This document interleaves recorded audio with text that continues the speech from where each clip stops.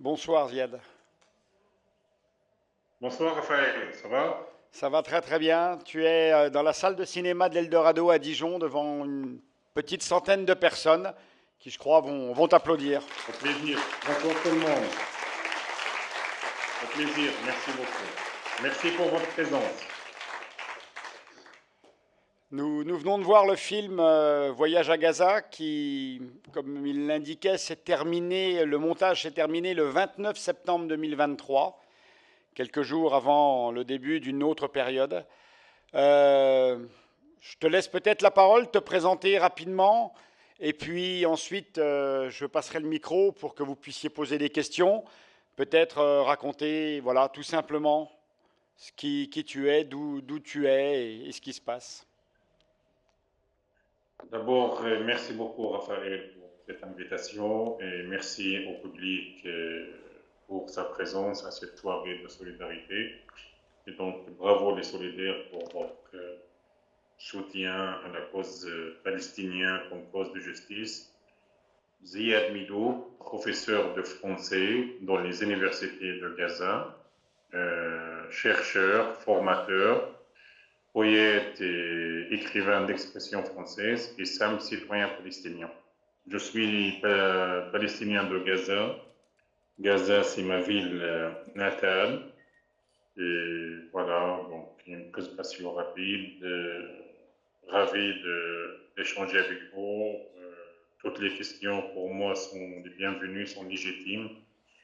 Donc n'hésitez pas à me poser des questions sur la situation à Gaza actuelle après ce film Voyage à Gaza. Malheureusement, tout a basculé après le 7 octobre. Gaza, avant 7 octobre, c'était une vie, et après, même avant 7 octobre, il y avait des difficultés, il y avait le blocus imposé d'une façon illégale depuis presque 17 ans.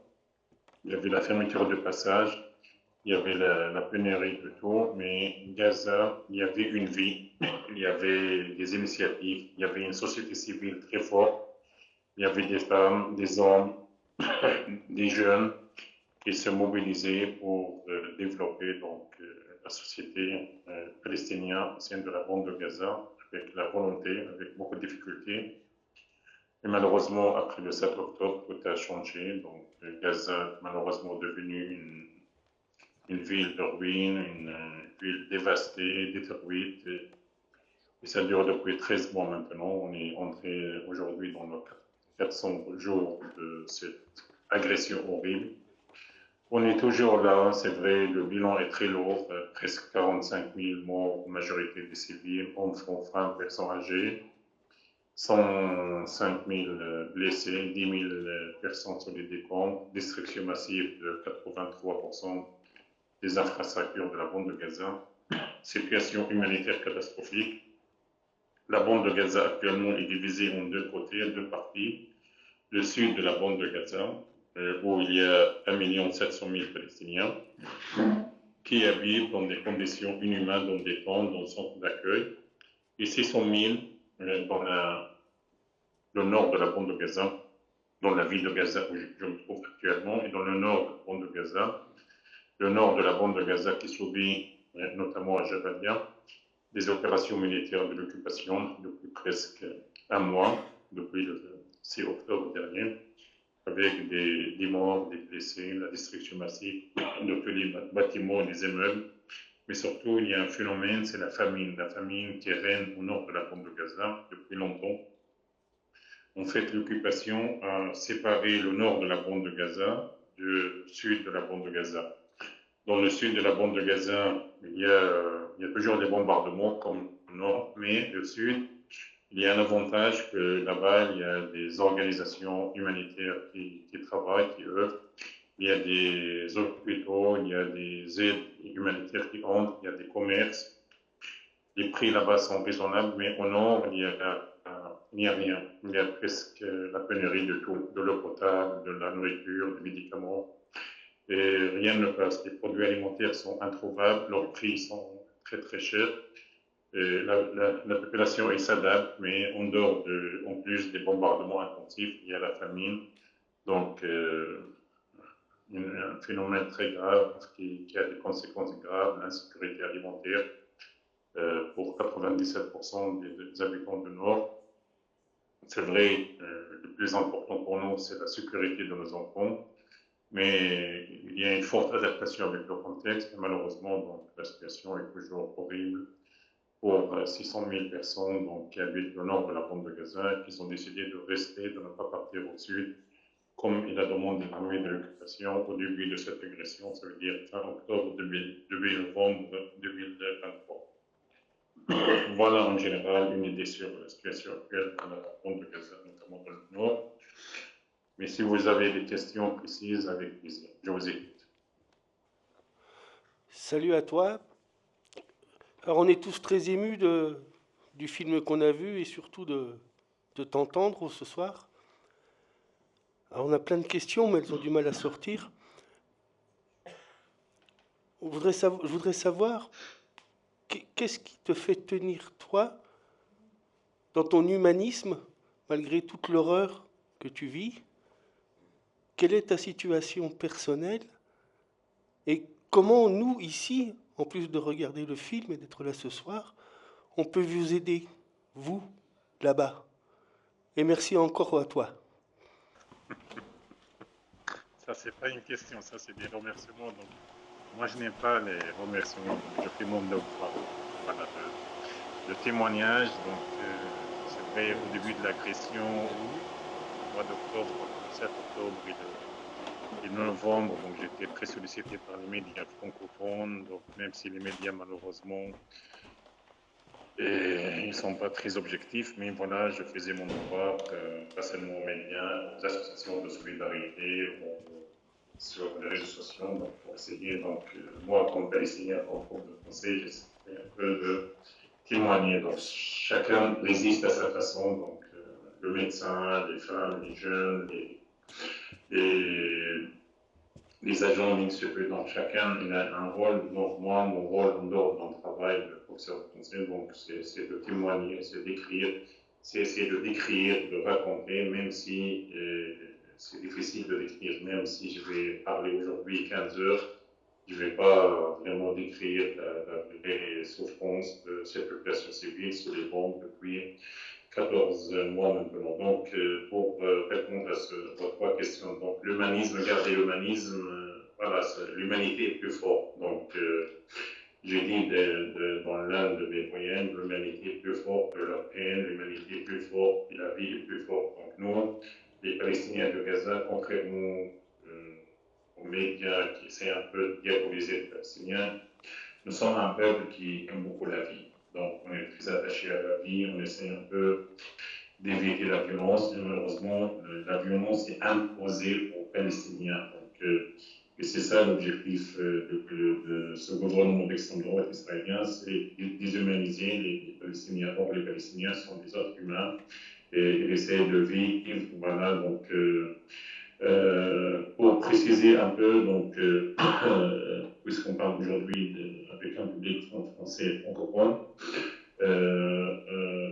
il y a une chaîne YouTube qui s'appelle Gazalavi. Gazalavi, c'est une chaîne YouTube qui est créée par les jeunes et les étudiants et les diplômés de français qui parlent de la vie quotidienne, c'est-à-dire le mariage, les fêtes, les occasions, la cuisine, les femmes, les échanges avec les francophones. Et donc, sur cette chaîne, il y a plus de 1800 vidéos, donc vous pouvez le visionner.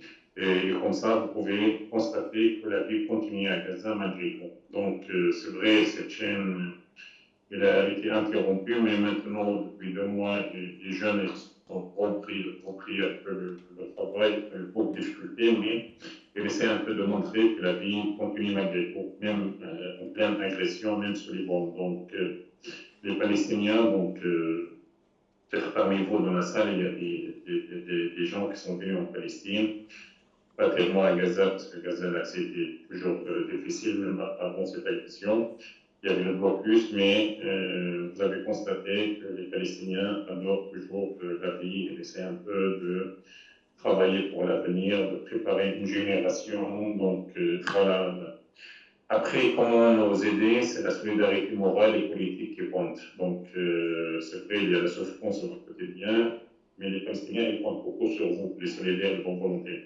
Je ne vous cache pas que les Palestiniens aujourd'hui, actuellement, ils comptent sur deux aspects. Le premier aspect, c'est leur résilience, leur résistance sur le terrain, leur attachement à la terre, et surtout la mobilisation internationale. À Dijon, partout en France, partout dans le monde, Raphaël, avec beaucoup de gentillesse, m'envoie toujours des vidéos sur le rassemblement à Dijon avec des personnes de bonne volonté, des manifestations, de rassemblements, signer des pétitions, soirées, témoignages, des livres, des films sur la Palestine. Donc, vous voyez, donc, les solidaires font un travail remarquable. Donc, cette solidarité nous réchauffe le cœur. Pourquoi? Parce que nous, on a perdu espoir avec cette communauté internationale officielle, avec les instances internationales qui ne bougent pas. Et soit ils sont contre cette préoccupation. Les Nations Unies, la Ligue arabe, la Ligue européenne, le Conseil de sécurité, donc les États-Unis malheureusement, et les médias qui ne montrent pas vraiment d'une façon objective la réalité sur place. Donc nous, nous comptons sur deux aspects. Notre attachement à la terre, notre résistance, malgré la souffrance, et votre solidarité. Donc, solidaire, rester solidaire, cette mobilisation, cette solidarité est magnifique.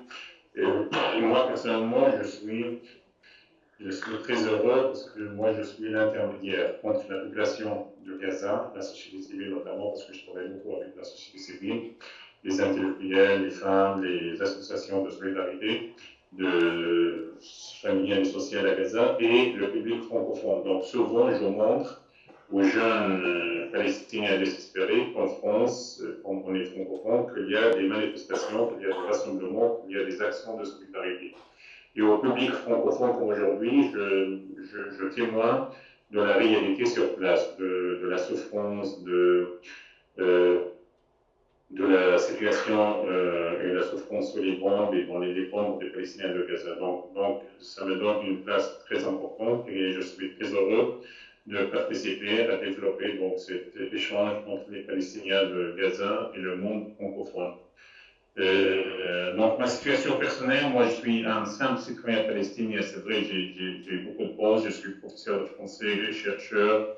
Voilà, mais ma situation personnelle, comme tous les Palestiniens de Gaza, donc depuis le 7 octobre, souffrance, déplacement forcé.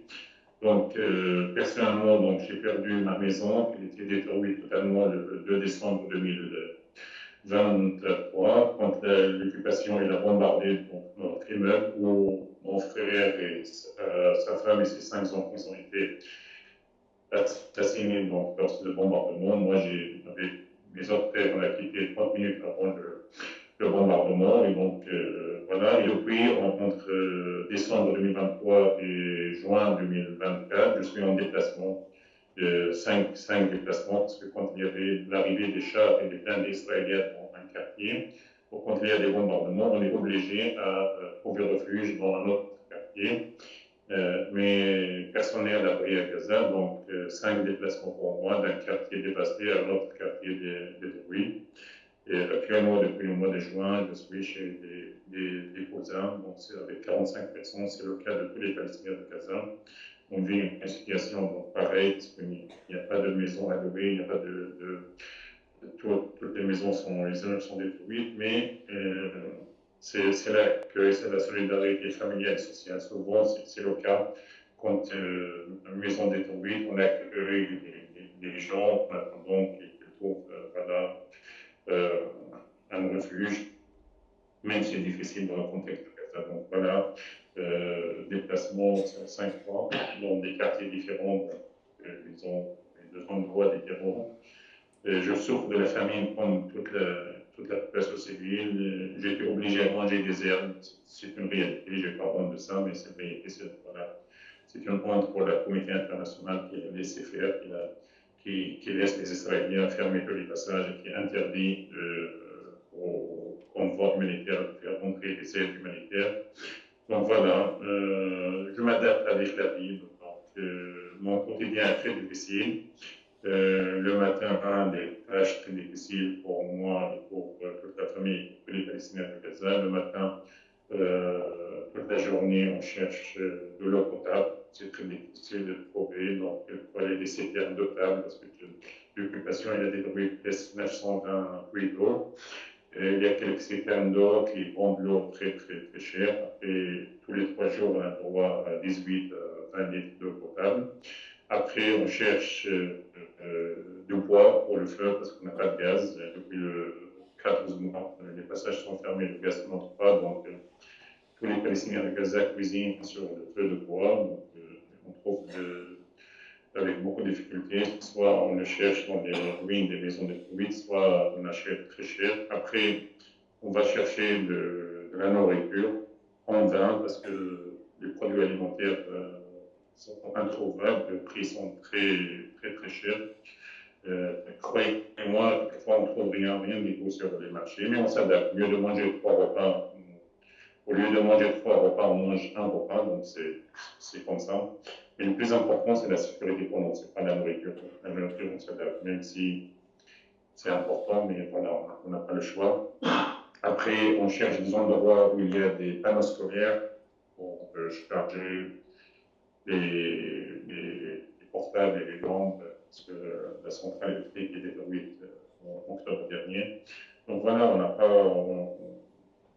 on a des tâches très difficiles au quotidien. Personnellement, en dehors de ces tâches au quotidien, je travaille beaucoup avec la société civile. On essaye d'aider les gens, c'est difficile parce qu'il n'y a rien, on n'a pas beaucoup de moyens, mais on essaye. Comme à Gaza, malheureusement, il n'y a pas ni gouvernement, ni association locale, ni organisation internationale pour aider les gens diminués. Mais on essaye quelquefois, on aide les personnes âgées, on cherche des médicaments pour eux dans les centres médicaux et dans quelques cliniques, parce que tous les hôpitaux de Gaza du Nord ont été visés, ils sont devenus hors service. Après, on essaye un peu d'accompagner les jeunes, souvent désespérés.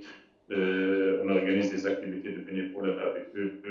On organise des activités d'animation et de soutien psychologique pour les enfants de Gaza. Voilà, donc, situation difficile, mais on est toujours là pour le moment. Donc, personne n'est à l'abri, mais on est bombardé, on est visé, on est attaqué, mais pour le moment, je suis là et je suis en train d'échanger avec un public donc, très attentif, très solidaire de la cause palestinienne.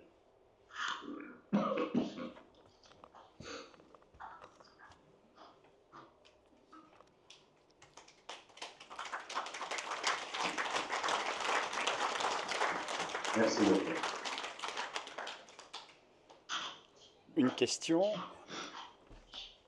Bonjour et merci d'être là surtout. Je voulais faire une petite remarque par rapport au film donc, qui a été tourné avant les événements du 7 octobre. Et je pense qu'on ne mesurait pas vraiment déjà tout ce qui se passait là-bas. Moi, le sentiment qui me reste après ce film, c'est un sentiment d'oppression pour tout ce qui s'est passé là-bas. Comme on entend à un moment donné, terrorisme, c'est un mot magique dans la bouche de l'occupant et qui justifie un peu tout et n'importe quoi, toutes les mesures de rétorsion. La mort d'un bébé de 8 mois qui meurt étouffé par les gaz lacrymogènes. Et on voit, enfin ma question aussi, elle est assez simple. On voit le dernier garçon qui parle et qui dit, moi si je peux sortir, je marche, même si je marche autour du monde, même si ça me prend 5 ans. Et je me dis, mais est-ce que les gens là-bas, où vous êtes, enfin à Gaza, ils ont le choix de rester? Est-ce qu'ils choisissent de rester ou simplement ils n'ont pas le choix du tout? Parce qu'ils étaient à Gaza, on les envoie à Rafah. À Rafah, on les renvoie vers le nord. Ils sont bombardés, même à Khan Younes, dans les camps de réfugiés. Donc, on assiste à un génocide en direct. Est-ce que c'est un choix des gens de rester et de ne pas vivre une deuxième Nakba? Merci donc pour votre question. Donc, je vais parler un peu par rapport à votre question le choix des Palestiniens, le déplacement forcé. Donc, voilà. Qu'est-ce qui s'est passé donc, après le 7 octobre? Entre le 7 octobre et le 20 octobre octobre, il y avait 3 semaines de bombardements intensifs de la part de l'aviation militaire israélienne. Ils ont bombardé partout dans la bande de Gaza. Après, à partir du 22 octobre, ils ont demandé aux Palestiniens qui habitent le nord d'évacuer leur maison pour aller au sud, pour aller au centre et au sud de la bande de Gaza. Donc, dans la ville de Gaza, donc, et surtout dans le nord, parce que la densité populaire se trouvait dans le nord de la bande de Gaza. Et donc, il y avait 1 500 000 Palestiniens. Donc, la population palestinienne actuelle, c'est 2 400 000 Palestiniens. Il y avait 1 500 000 Palestiniens qui habitaient le nord de la bande de Gaza, c'est-à-dire la ville de Gaza, où il y avait 900 000 Palestiniens et 600 000 qui habitent le nord, c'est-à-dire le secteur de Jabalia, Beit Lahia, Beit Hanou. Il y a 900 000 qui sont partis du nord de la bande de Gaza vers le centre et vers le sud, notamment à Rafah, parce que Rafah, c'est une ville très grande, mais elle est moins peuplée que Gaza, et donc ils sont partis à Rafah, selon l'ordre de l'occupation israélienne. Mais il y avait 600 000 personnes qui ont décidé de rester. Chacun il a des raisons, mais la raison principale, c'est rester attaché malgré le risque des bombardements et les menaces de l'occupation. Donc voilà, qu'est-ce qui s'est passé. Donc les opérations terrestres, ils ont commencé le 23 octobre, ils ont commencé par le nord. Et donc les chars et les blindés sont arrivés vers le nord, donc ils sont occupés Beit Lahia, Beit Hanou, Jabalia, après ils sont arrivés jusqu'à la ville de Gaza. Et lors de ces opérations militaires, il y avait des bombardements intensifs, il y avait l'arrivée, moi j'étais dans mon quartier, donc j'étais encerclé pendant 3 jours. J'ai déjà raconté ça donc, sur les réseaux sociaux. J'étais encerclé pendant 3 jours avec 50 personnes dans l'immeuble. Donc, on voyait de la fenêtre les chars israéliens qui arrivent dans ce quartier. Et donc, voilà. Et donc, il y avait 600 000 personnes de Nord qui ont décidé de rester. Leur choix il est lié à 3 raisons. D'abord, ils ne veulent pas participer à une nouvelle Nakba, parce que si aujourd'hui ils vont quitter leur ville, demain ils vont quitter leur patrie, comme ça, la bande de Gaza, ce sera facile à accès pour les colons. Deuxième aspect, donc, c'est la mentalité des Palestiniens que ici, notre terre, nous ne partirons pas malgré les massacres, malgré le génocide. Le troisième aspect, donc, les gens préfèrent mourir chez eux, mieux de mourir en dehors de chez eux. Donc, c'était les 3 raisons principales. Voilà. Donc, qu'est-ce qui s'est passé entre le 23 octobre jusqu'à 23 novembre? Il y avait un mois difficile pour nous, parce qu'après le 23 novembre jusqu'à le 1er décembre, il y avait une trêve d'une semaine avec l'échange des prisonniers. Et pendant un mois, donc, presque toute la ville de Gaza et le nord étaient occupés, bombardés. Et le sud et le centre de la bande de Gaza, il y a eu des bombardements, mais il n'y avait pas des incursions militaires comme actuellement. Et donc, voilà, les 600 000, ils ont été punis par l'occupation. Il n'y a pas d'aide humanitaire, il y avait un blocus alimentaire et sanitaire, rien ne passe. Et nous avons vécu donc des moments très, très, très durs, très difficiles. Ça, c'était, mais au moins, à l'époque, il y avait quelques réserves de produits alimentaires, de l'eau, des médicaments. Il y avait quelques hôpitaux qui fonctionnaient. Mais après la fin de la trêve, à partir du 1er décembre jusqu'à aujourd'hui, l'armée il a poursuivi donc, ses attaques, ses incursions. Il a envahi la ville de Gaza, il a attaqué l'hôpital Shifa, il a attaqué le nord. Et donc, chaque fois, donc, on est obligé de se déplacer d'un quartier à un autre. Donc, il y avait arrivé des chars et des blindés et des soldats israéliens dans nos quartiers. Voilà qu'est-ce qui s'est passé. Maintenant, les gens qui sont partis au sud, actuellement, il y a 700 000 personnes, il avait le choix de sortir de Gaza, parce que le passage de Rafah est ouvert jusqu'à le mois d'avril, fin avril 2024. Et le passage de Rafah, c'est le poste frontalier avec l'Égypte, où il y avait, voilà.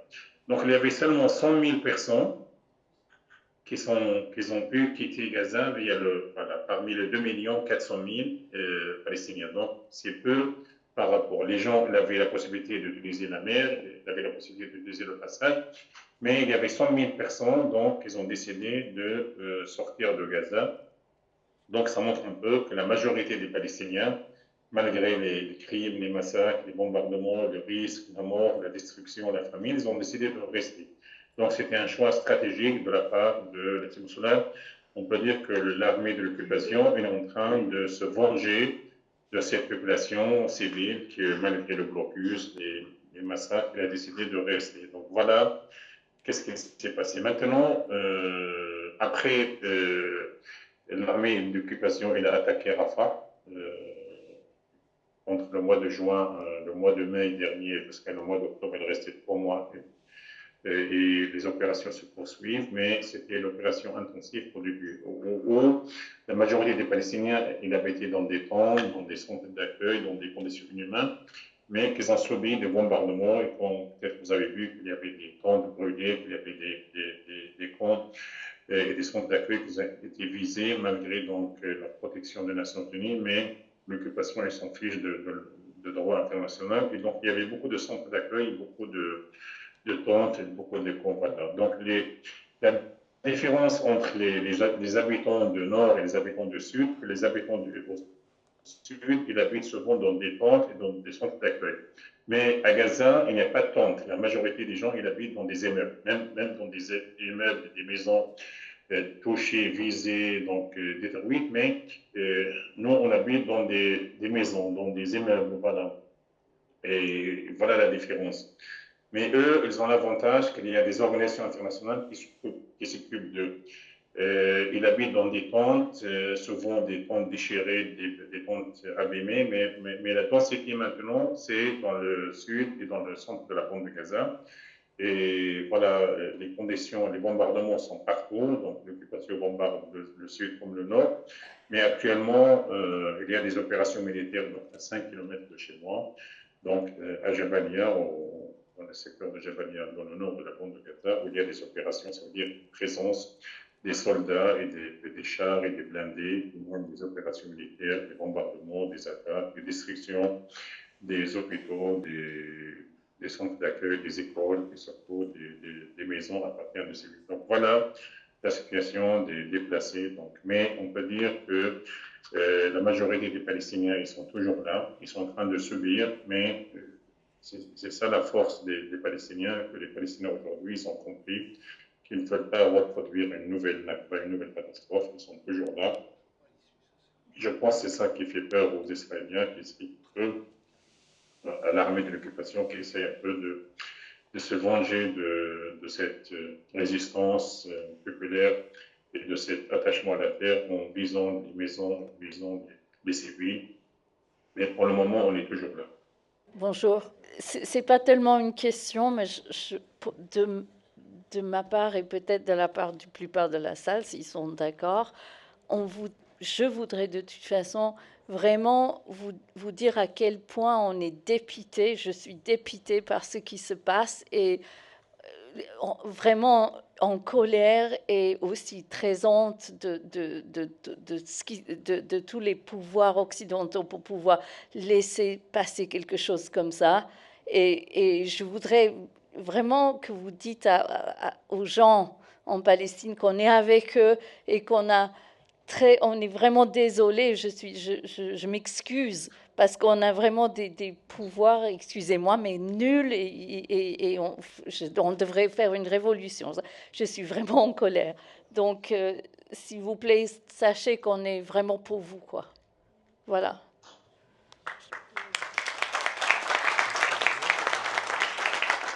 Surtout, la colère est partagée. Donc je sais qu'il y a un sentiment d'impuissance chez nous et chez vous. Mais comme je viens de dire, nous, on compte beaucoup sur la solidarité, la mobilisation. Donc, ce n'est pas la peine de s'excuser parce que vous et nous, on partage les valeurs humaines, c'est ça le plus important. Donc, c'est vrai, on est trahi par un monde officiel, donc complice, par des médias qui ne sont pas objectifs, mais on est toujours là. Nous, on est toujours à côté de nos maisons, même détruites, et vous êtes là-bas pour nous soutenir, c'est ça le plus important. Donc, comme je le dis, la solidarité, c'est parmi les rares aspects qui nous aident à tenir le coup. Donc, comme je viens de dire, moi, je suis bien placé parce que je connais bien qu'en France, partout dans le monde, il y a une mobilisation, donc il y a des gens, des bonnes volontés qui soutiennent. Donc, la population civile qui soutient la cause palestinienne, et je pense que ça, c'est un élément très important. Après, le sentiment d'impuissance, nous, on est impuissants, donc on est massacrés, mais on ne peut rien faire. Et vous voyez que le pouvoir, les élus, donc les médias, les dirigeants ne bougent pas, mais voilà, mais la lutte continue, on ne peut pas rester comme ça, donc chacun lutte à sa façon pour dénoncer donc, des crimes, pour montrer que la justice et les valeurs humaines sont plus fortes que la haine, que la violence, que la souffrance, mais le fait que vous organisez des soirées témoignages comme aujourd'hui, et le fait que nous sommes en train d'échanger, ça veut dire que l'humanité va gagner un jour, et c'est ça, nous, notre croyance en cette humanité, en ces personnes de bonne volonté qui pleurent la Palestine jour et nuit. Je pense que la solidarité réfléchie à l'équipe, c'est un élément très important, et je pense comme palestinien de Gaza, je reçois tous les jours des vidéos, des photos de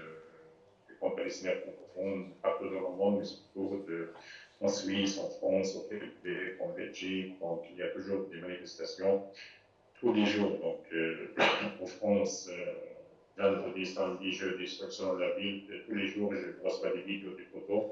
Comme vous, les solidaires, vous recevez des photos et des vidéos souvent violentes sur la situation actuelle, les génocides, les crimes, les massacres, la souffrance. Mais moi, personnellement, je reçois et je transmets.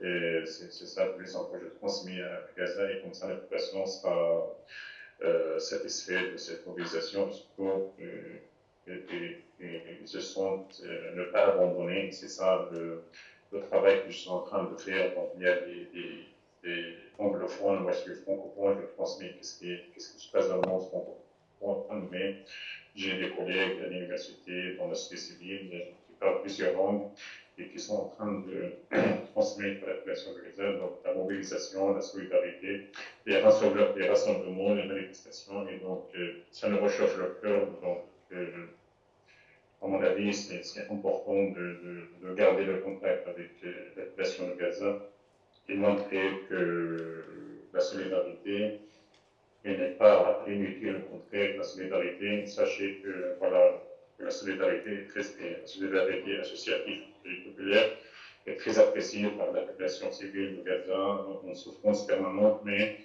chaque fois quand il y a comme ils ont beaucoup apprécié la mobilisation dans les campus universitaires américains, français, européens, ils apprécient donc au quotidien donc, la mobilisation donc, populaire et sociale partout donc, dans le monde. Bonsoir. Bonsoir. J'ai une question peut-être difficile à poser, excusez-moi. Je vous écoute. Dans votre situation, je pense que parmi la population, ce qui domine, c'est la solidarité en face de l'agression de l'armée israélienne. Mais est-ce qu'il y a peut-être une réflexion, peut-être est-ce qu'il y a des désaccords avec l'attaque organisée le 7 octobre? Pour ma part, j'ai l'impression que cette attaque organisée par le Hamas a rendu service au gouvernement de Netanyahou, à la fois à l'intérieur et pour attaquer une fois encore les Palestiniens. Est-ce qu'il y a une possibilité de discussion, de réflexion parmi vous en Palestine et à Gaza? Très bien. Donc, merci pour cette question. Écoutez, je vais être très honnête, très objectif dans mes propos de réponse. Qu'est-ce qui s'est passé le 7 octobre? Qu'est-ce qui s'est passé après? Donc, le 7 octobre, c'était un samedi. D'accord? Le samedi, nous, on va être ni vendredi ni samedi. Donc, samedi, à 9h du matin, donc, on était pour le marché, donc pour faire des courses. On a entendu et on a commencé à visionner des vidéos des attaques des combattants de Gaza qui sont infiltrés dans des colonies israéliennes. Des photos et des vidéos qui circulaient sur les réseaux sociaux. Donc nous, à 15 heures, ça a commencé les premières attaques de l'occupation, les bombardements. Pour que les choses soient claires, jusqu'à maintenant, on n'a pas vérifié et on n'a pas su exactement qu'est-ce qui s'est passé. Bien sûr, il y a la propagande de l'occupation, il y a les médias occidentaux qui ont repris donc, la propagande de l'occupation. Et jusqu'à maintenant, nous, pour que les choses soient claires, on ne sait pas qu'est-ce qui s'est passé exactement. Est-ce que ces attaques c'était voulu par l'occupation? Est-ce qu'il y a des facilités? Est-ce que les factions de Gaza qui ont infiltré dans les colonies illégales à côté, ils ont trouvé une facilité? Voilà. Donc, le problème, c'est que depuis le 7 octobre, jusqu'à aujourd'hui, on est sous les chocs. Donc, trois éléments très importants. À Gaza, on ne parle jamais politique, c'est fini. Donc, auparavant, Gaza, c'était une passion de la démocratie. Dans le monde arabe, il y a le Liban et la Palestine, il y avait plus ou moins la liberté d'expression dans les universités, dans le public, dans le débat. Dans le monde arabe, malheureusement, il n'y a pas de vraie démocratie. Mais on est fiers de cette démocratie, de cette liberté d'expression. Donc, on discute librement au sein des universités, dans la société civile, des réunions. Voilà. Donc, on a la liberté d'expression. On est très avancé avec les Libanais par rapport aux autres pays arabes. C'est une réalité. Après, on n'a pas le temps de vérifier qu'est-ce qui s'est passé. Parce que depuis, on est sur le choc, la souffrance, la famille, le déplacement forcé, les crimes, les massacres, voilà. Après, est-ce que ces attaques étaient un prétexte pour l'occupation? Mais pour revenir aux 14 ans derniers, ça veut dire les 4 dernières agressions, 2009, 2012, 2014, 2021, où il y avait des agressions de 1 semaine, 2 semaines, 3 mois. Est-ce qu'il y avait des attaques de Gaza dans les colonies israéliennes? Non. Donc, voilà. Donc, l'objectif israélien, sachez qu'il y a un aspect très important, un aspect historique. Entre la bande de Gaza et l'occupation, il y a une vengeance historique. Pourquoi? Parce que la première intifada, 1987, s'est déclenchée à Gaza, dans le camp de Jabalia. La deuxième intifada, elle a commencé à Gaza. Les événements, donc, les Palestiniens de Gaza, ils sont très connus par leur attachement à la terre, à leur résistance, comme les Palestiniens en Cisjordanie. Mais à Gaza, il y avait davantage une mobilisation. C'est pour cela les Palestiniens de Gaza et les Israéliens, l'armée d'occupation, et essaient un peu de venger de cette occupation en détruisant les maisons, en massacrant les gens. C'est un numéro 1. Après, est-ce que les factions militaires, ils ont raison, ils n'ont pas raison? Comme je viens de dire, non, maintenant, les gens sont très préoccupés. Il s'est passé beaucoup d'événements après 7 octobre. Il y avait l'assassinat de quelques dirigeants des factions. Nous, on s'en fiche. Ça veut dire que la population elle est très préoccupée par la nourriture, la sécurité, les tâches. Vous voyez, donc on discute maintenant moins politique parce qu'il y a la domination des massacres, des génocides. Donc ça, c'est la réalité. Mais qu'est-ce qui s'est passé exactement le 7 octobre? C'est à vérifier. Donc nous, on n'a pas le temps de vérifier qu'est-ce qui s'est passé exactement. Et pour l'occupation, elle n'a pas besoin d'un prétexte pour attaquer. Le problème, c'est que l'occupation, elle compte sur 3 aspects très importants. Sur le soutien américain, européen, officiel. Malheureusement, la délivrance des armes par les Américains, par les Européens se poursuit jusqu'à nos jours. Deuxième aspect, les médias, malheureusement, quand les médias parlent de la situation actuelle, ils invitent souvent le porte-parole de l'armée israélienne. Ils ne donnent jamais la parole à des Palestiniens pour témoigner, c'est rare qu'ils donnent la parole. Et souvent, ils reprennent la propagande de l'armée d'occupation. Le troisième aspect, et c'est ça le plus important, donc c'est l'efficacité des instances internationales qui n'arrivent pas à imposer un cessez-le-feu, une solution donc pacifique. pacification du conflit. Donc voilà les trois aspects que les Israéliens, que l'armée d'occupation prend. Mais pour répondre directement à votre question, donc l'occupation, elle n'a pas besoin d'un prétexte pour attaquer, pour massacrer, pour écraser, comme elle est en train de faire maintenant donc, dans la bande de Gaza. Oui, bonsoir à toi Ziad, salam alaikum. J'ai une petite question. Moi, j'aimerais savoir quels sont les arguments justement que tu pourrais nous donner pour convaincre ceux qui, particuliers en France, qui ne se mobilisent pas, peinent à se mobiliser ou ne se mobilisent pas assez, à force de caricature des Palestiniens, à force de caricature des Gazaouis, à force de caricature de ceux qui résistent comme toi ou d'autres sous d'autres formes, à force de présenter Israël comme celui qui se défend face au Hamas, face au Liban, face au Yémen, à l'Irak, face à l'Iran, et peut-être avec une charge historique aussi ou une culpabilité européenne vis-à-vis d'Israël. Donc, quels arguments tu pourrais nous donner pour convaincre avec nos petits bras? Donc, voilà. Très bien, merci pour la question. Déjà la mobilisation Ouais, existe. peut-être qu'il ne parlait pas assez fort. Je vais donner l'anglais. Il a besoin d'être renforcé et développé davantage. Mais je pense que vous êtes le mieux placé pour développer cette mobilisation. Je pense vous n'avez pas besoin d'arguments, ni vous, ni nous, parce que, par exemple, ici, quand moi je témoigne la réalité, et après les médias cachent cette réalité. La réalité, personne ne pourra la cacher. Donc, sur place, il y a des massacres, il y a un génocide, il y a des crimes, il y a la famine, il y a le blocus, il y a la souffrance. C'est une réalité, donc personne ne pourra le cacher, d'accord? Tous les médias, toutes les instances internationales, voilà. Maintenant, sur place, en France, à Dijon ou partout. Donc, vous faites un travail remarquable. La mobilisation, il est toujours là.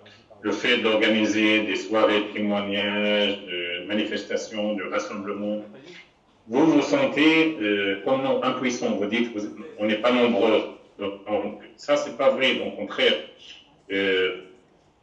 j'aimerais bien vous dire un aspect très important. C'est soit ici, soit là-bas. À Gaza, en Palestine, c'est très difficile d'être pacifiste, mais c'est facile d'être violent. Vous voyez un peu. En France, c'est très difficile d'être solidaire, mais c'est facile d'être pro-injustice. Vous voyez un peu, c'est pas toujours évident cette comparaison, mais c'est une réalité. Donc, quand vous vous sentez humaniste et vous voulez soutenir des causes nobles comme la cause palestinienne, c'est un honneur pour vous, même si vous êtes seul. Donc, il ne faut pas désespérer. Vous n'êtes pas nombreux dans la rue, 50, 100, 120, c'est pas grave. Donc, au contraire, donc, ça. Après, autour de vous, il y a les réseaux sociaux, il y a le travail, il y a les amis. Donc, vous pourrez mobiliser davantage. Des causes nobles, ils n'ont pas besoin d'arguments. Ils n'ont pas besoin de. Voilà. Les causes nobles sont affichées. Tu vois. Il y a beaucoup de causes.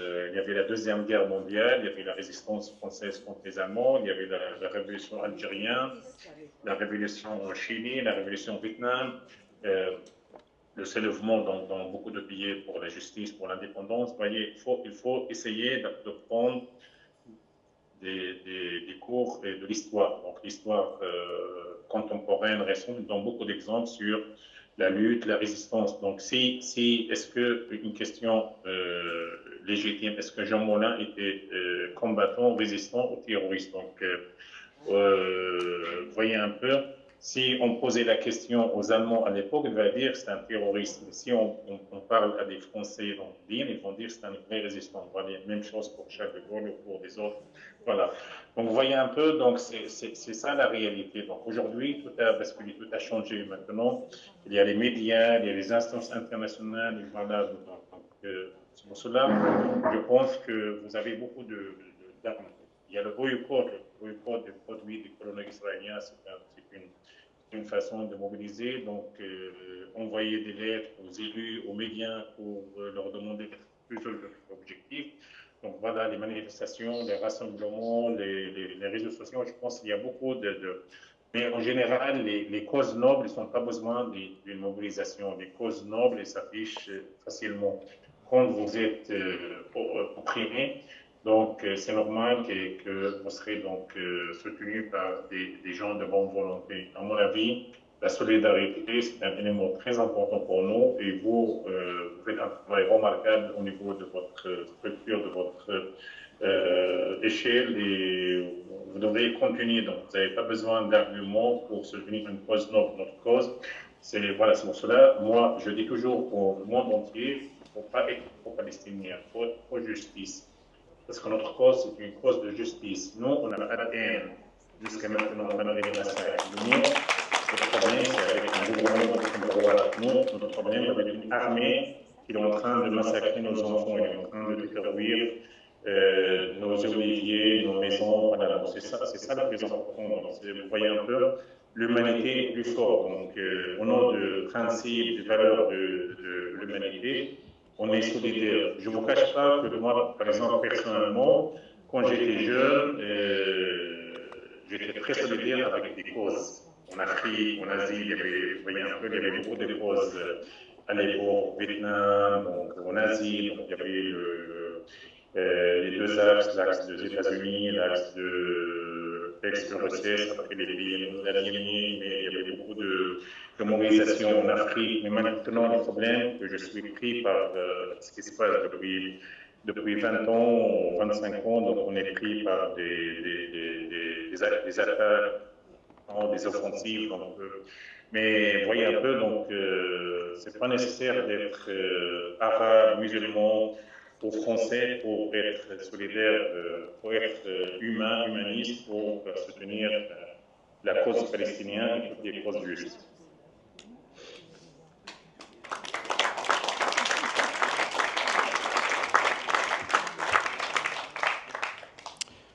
Bonsoir. Bonsoir.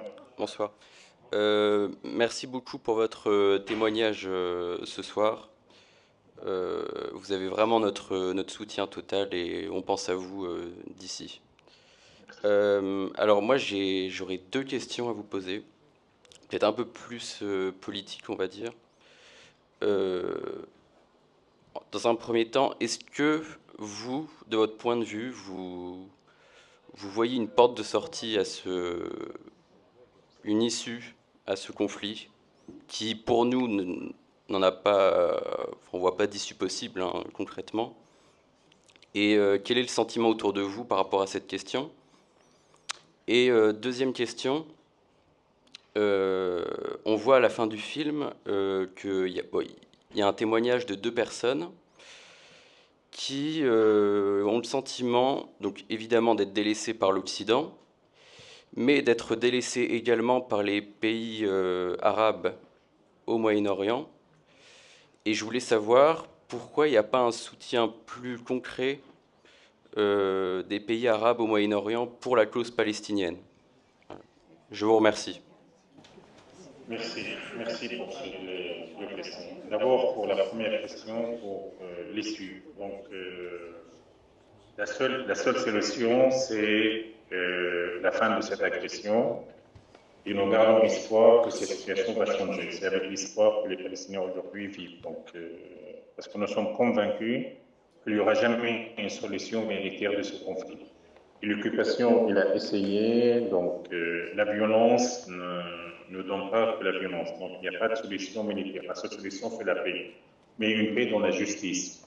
Donc, nous sommes convaincus que malgré, donc c'est l'offensive la plus meurtrière, l'offensive, l'agression la plus violente, mais nous sommes convaincus que cette situation va changer, qu'il y aura un cessez-le-feu, soit pour des raisons politiques, pour des raisons liées à la politique interne de l'occupation ou au changement donc, au niveau, à l'échelle internationale, mais nous sommes convaincus que grâce à notre mobilisation, notre attachement, grâce à votre soutien, je pense, de l'extérieur, il y aura certainement donc, un issue, donc, ça ne va pas durer longtemps. En attendant, les Palestiniens de Gaza continuent à souffrir, et pas seulement les Palestiniens de Gaza, même en Cisjordanie et Jérusalem, parce que les attaques des soldats et des colons dans les villes et les villages par les soldats et les colons se poursuivent jour et nuit, mais nous sommes convaincus que l'issue ne sera que une solution pacifique, parce que c'est difficile d'imaginer que ces bombardements, ces crimes vont poursuivre. Donc nous sommes une fois désespérés, mais on est optimiste pour l'avenir. Donc il n'y aura jamais une solution militaire. En attendant, c'est dans l'application de la loi internationale que les clés de cette issue va être réalisée. Maintenant, pour les dirigeants, les dirigeants dans les pays arabes, la population, il est avec nous, mais les dirigeants, malheureusement, ils ont des intérêts. Ils ont des intérêts avec l'Europe, avec les États-Unis et indirectement avec Israël. Cela, les dirigeants arabes, malheureusement, ils n'ont pas un soutien direct. Ils s'affichent de dire que nous, on soutient la cause palestinienne publiquement, mais concrètement, ils ne soutiennent pas. Donc, ils sont complices, comme les dirigeants occidentaux, comme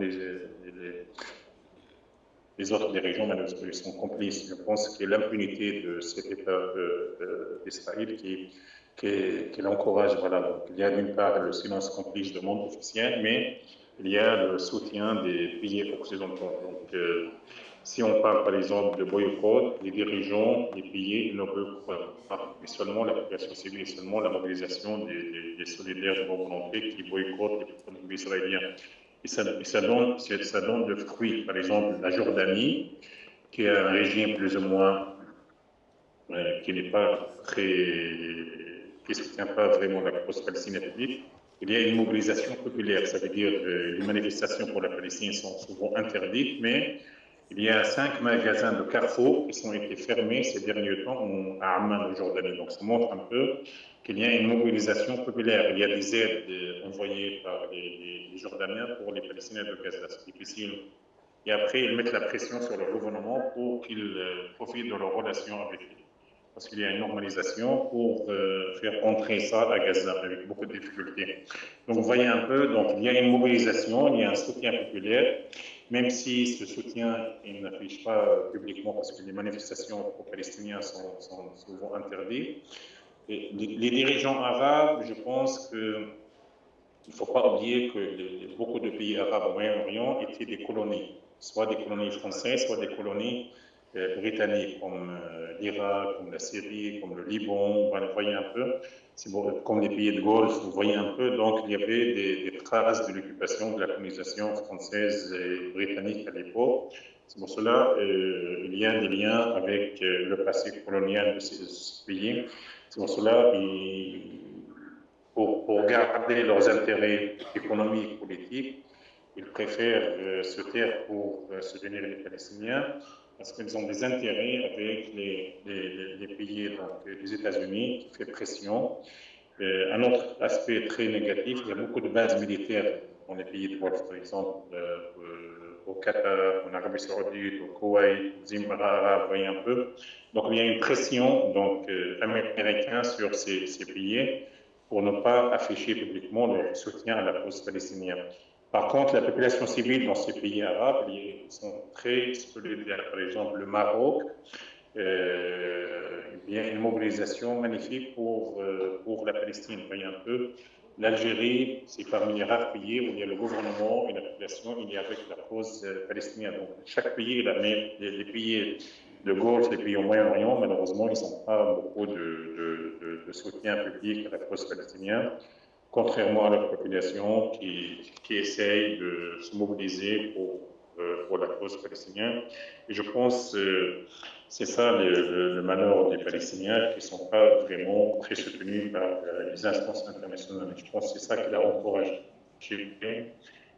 l'occupation ou cette impunité, parce que ni les instances internationales, les Nations Unies, le Conseil de sécurité, le Cour pénal international et le Cour international de justice, malgré leurs décisions, ils n'arrivent pas à imposer des sanctions, par exemple, contre l'occupation, et les dirigeants, soit les dirigeants arabes, soit les dirigeants occidentaux, ils sont complices avec l'occupation. C'est pour cela elle a encouragé donc, cette impunité de ce gouvernement d'extrême droite israélien. Bonsoir. Une question très simple, c'est juste à quel point avez-vous accès à Internet et aux médias étrangers et à ce qui reste des médias internes, je ne sais pas. Merci. Donc, pour nous, le réseau Internet, depuis le mois de novembre, il est en perturbation jusqu'à le mois de juillet. Donc, on était beaucoup de monde, même la communication, parce que les téléphonies par le réseau de communication. Donc, entre novembre dernier et juillet, donc, on n'avait pas vraiment ni accès à Internet, ni même la communication entre les Palestiniens de Gaza était très difficile. Donc, c'est un numéro un, parce que le réseau de communication, comme le réseau d'électricité, le réseau d'eau, il était détruit par les bombardements et par les chars et les blindés israéliens qui mènent des opérations militaires à l'intérieur des villes et des villages de Gaza. Donc, voilà. Et à partir du mois de juillet, il y avait une petite amélioration. C'est avec beaucoup de difficultés, mais il y a une amélioration pour nous. Et donc, on arrive à communiquer donc, sur les réseaux sociaux, on arrive à voir ce qui se passe dans le monde, soit au niveau des médias étrangers. Mais je ne vous cache pas, nous, les médias classiques, on ne l'écoute pas bien, mais on a soit des médias alternatifs, soit des réseaux sociaux donc, sur ce qui se passe. Mais nous, moi personnellement, je suis branché aux actions de solidarité, donc les amis, les solidaires, on voit souvent leurs actions, mais les analyses dans les médias, les grands médias, malheureusement, souvent ils sont pro-israéliens, donc c'est difficile de suivre ça, mais on essaye d'être connecté au monde, parce que c'est important de transmettre notre souffrance au monde entier, c'est important encore de comprendre ce qui se passe autour de nous. Donc, même avec beaucoup de difficultés, mais on essaie un peu de rester connecté au monde. Parmi tant d'autres choses, vous êtes aussi poète. Auriez-vous un poème qui vous tiendrait à cœur de nous déclamer ce soir? Écoutez, moi j'ai un défaut, je n'aime pas lire des poèmes. Je préfère que les poèmes soient lus par la salle, mais j'ai pas... J'ai beaucoup de poèmes, il y a un recueil de poèmes, de poésie qui va sortir soit en décembre, soit en janvier en France. Poèmes sur les bombes à Gaza, donc il y a 40 poèmes qui étaient donc, écrits pour... mais j'ai déjà publié donc, 12 livres, parmi eux 9 recueils de poésie qui ont été publiés en France. Mais j'ai pas de... Mais en général... mes poèmes parlent souvent de l'histoire, donc l'histoire dans la douleur, l'histoire sur les bombes, l'histoire dans les migrants, voilà. Je n'ai pas un poème précis pour le lire aujourd'hui. Mes poèmes sont écrits directement en français, mais souvent, donc, les poèmes parlent de Gaza, de la Palestine, de la vie, de la paix, de la justice, de l'histoire. Donc, si vous m'avez parlé, j'aurais dû me préparer, mais si je n'ai pas accès à mes livres, malheureusement, tous mes livres ils ont été partis donc, sous les feux de bombardement, quand ils ont bombardé l'appartement. Et j'avais même 3000 livres de français, parce que je suis prof de français, j'ai eu beaucoup de livres à Gaza, et j'avais une grande bibliothèque. Parmi cette bibliothèque, il y avait 3000 livres de français, y compris mes livres de poésie, les livres publiés en France, les livres de la littérature française, les livres de toute horizon, mais tout est parti. Mais c'est facile de trouver des poèmes, soit sur Internet, soit dans les recueils publiés en France. On en a trouvé un que le monsieur qui te proposait de le lire va se charger de le lire. C'est un poème de 2019, je crois. Ah, c'est toi? Bon alors vas-y. Palestine, et ici je reste. Ici ma vie, ici ma Palestine, et ici je reste. Dis-moi, toi qui as quitté Gaza sous blocus, penses-tu être heureux? Je ne crois pas. Réponds-moi, toi qui as fui la Palestine occupée sous tous les prétextes, penses-tu trouver la belle vie? Je ne crois pas. Convainc-moi, toi qui as laissé ta patrie, trouves-tu le bonheur ailleurs? J'en doute.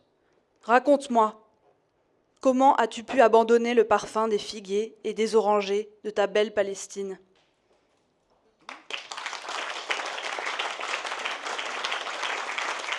vous appelez comment? On t'apprend. La dame qui l'a lu le poème s'appelle comment? Je m'appelle Laurine. Bonsoir. Merci, très gentil. Vous avez une belle voix, merci beaucoup. Merci. Vous avez lu le poème par cœur? Vous avez récité par cœur? Vous avez lu par cœur? Non, non, je l'ai sous les yeux. Bravo, bravo, merci. Voilà les poèmes de Ziad Mido qui circulent. Voilà. Ils vont parler que nous, on ne fait pas. Voilà, on fait beaucoup de choses. Voilà.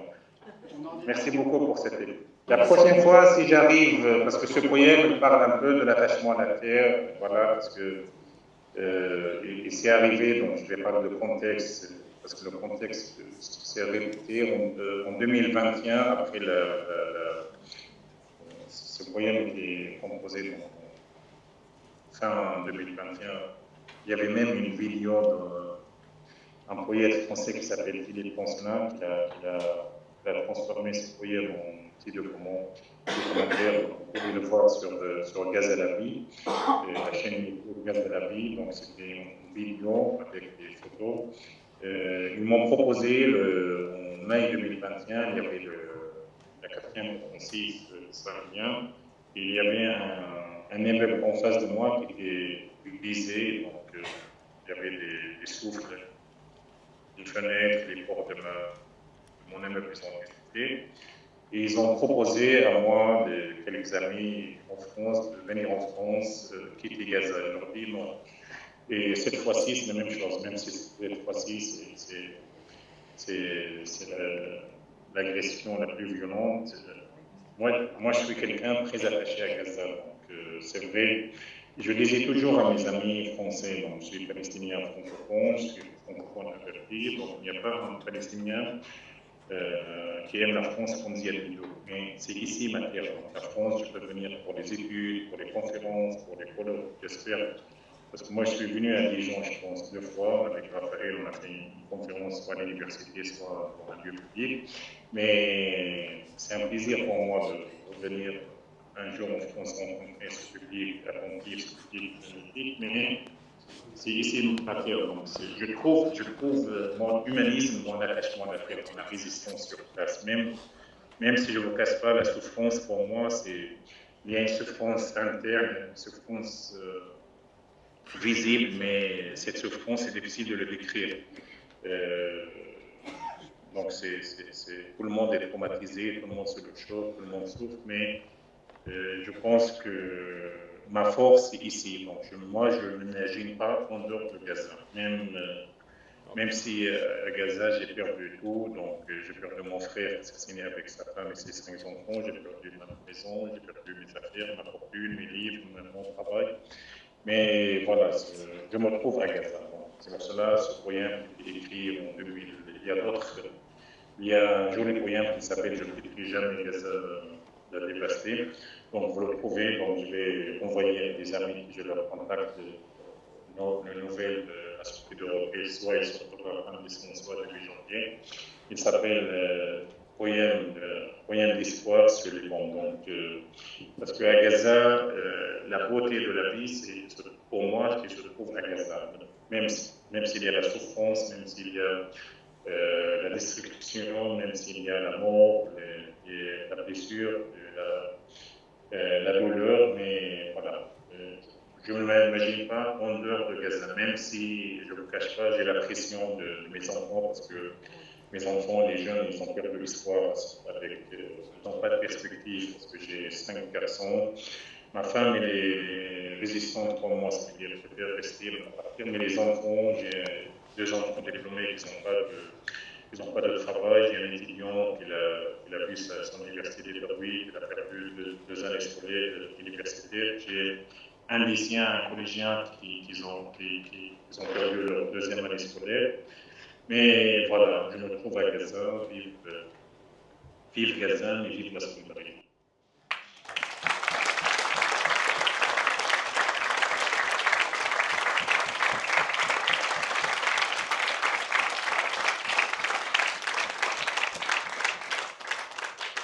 J'avais encore une petite question, si vous voulez bien. Yoav Gallant a été licencié, remplacé par Israël Katz du Likoud.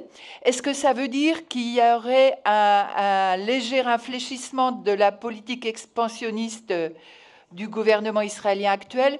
Est-ce que ça va changer quelque chose, vous pensez, ou pas du tout? C'est juste une guerre de chefs. Écoutez, changement politique, soit aux États-Unis, soit à l'intérieur d'Israël, ça ne va pas influencer, donc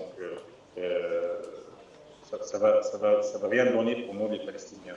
Malheureusement, c'est toujours la politique américaine, soit avec Trump, soit avec Biden, rien ne va changer pour nous. C'est toujours un soutien pour le gouvernement israélien, le changement interne, le remplacement du ministre de la Défense. Par un autre ministre, donc ça, je pense qu'il y a une volonté de ce gouvernement d'exterminer les Palestiniens, de continuer leurs attaques contre les Palestiniens. C'est comme l'arrivée de Trump aux États-Unis, ce qui va ajouter pour les Palestiniens. Même si c'est important donc, de voir au niveau international ce changement, mais pour nous, les Palestiniens, attendent le concret. C'est comme les décisions des Nations Unies, les décisions de Conseil de sécurité. Il appelle à un cessez-le-feu, il appelle à la non-occupation, la décision de la Cour de justice internationale, la Cour pénale internationale, mais les Palestiniens attendent le concret. C'est important, ça montre qu'il y a une mobilisation internationale au niveau diplomatique, au niveau politique, mais le plus important, les Palestiniens attendent le concret. C'est comme l'autre fois Biden l'a dit, je vais faire la pression contre les Israéliens afin qu'ils ouvrent les passages.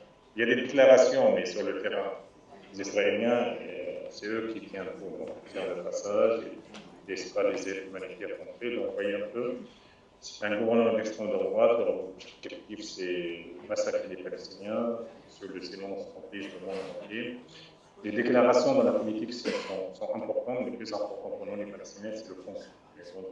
Ce changement à l'intérieur de l'Union israélienne, je pense qu'il ne va pas ajouter grande chose. Les Palestiniens attendent le concret, attendent un changement, donc attendent la fin de cette agression, attendent un cessez-le-feu. Mais c'est ça le plus important pour nous, les Palestiniens, c'est d'avoir un changement, un arrêt immédiat de cette agression horrible qui dure depuis presque 14 mois.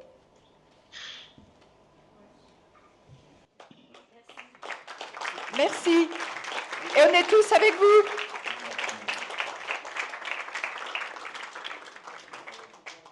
Ziad, un grand merci pour le temps que tu nous as accordé. On est vraiment très heureux de t'avoir vu en visio et de t'avoir entendu. Notre soutien indéfectible à toi, à toute la famille, à tous les Gazaouis et à tous les Palestiniens.